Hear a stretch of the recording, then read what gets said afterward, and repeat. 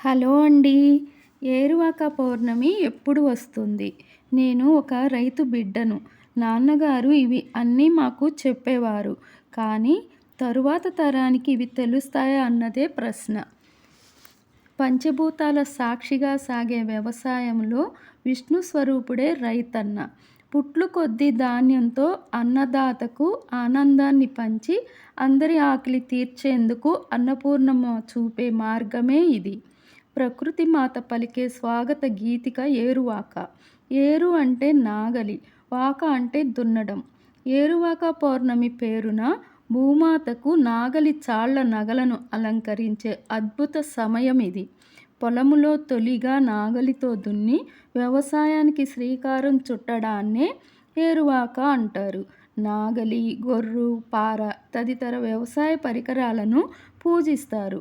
పొలంలో భూదేవిని పూజించి పాడి పంటలు బాగుండాలని, చల్లగా చూడమని భూమాతకు చెప్పుకుంటారు.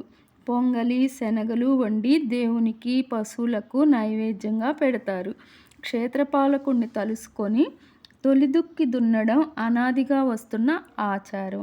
విజయనగర రాజు శ్రీకృష్ణదేవరాయలు స్వయంగా నాగలి పట్టి ఏరువాకను ప్రారంభించినట్టు కథనాలు ప్రచారంలో ఉన్నాయి. అంటే వాళ్ళు అన్నదాతలను అంతగా గౌరవించేవారు.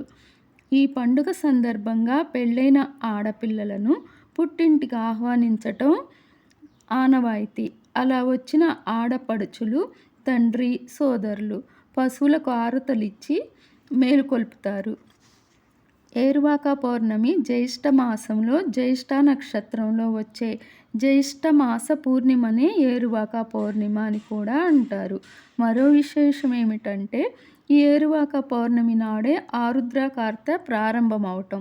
ఏరువాక పౌర్ణమి రోజు చంద్రుడు మనఃకారకుడు, మానసిక సమస్యలకు సమాధానంగా ఉంటాడు. 15 కళలతో ఉండే చంద్రుడు పూర్ణిమ రోజు పూర్ణ కళలతో ఉంటాడు. అందుకే ఏరువాక పౌర్ణమి అంటే అందరికీ ఆనందం. కొంతమందికైనా తరువాత తరానికి తెలియాలనే నేను ఈ వీడియో చేయటం జరిగింది.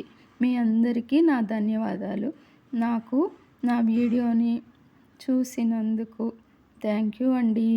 Please subscribe.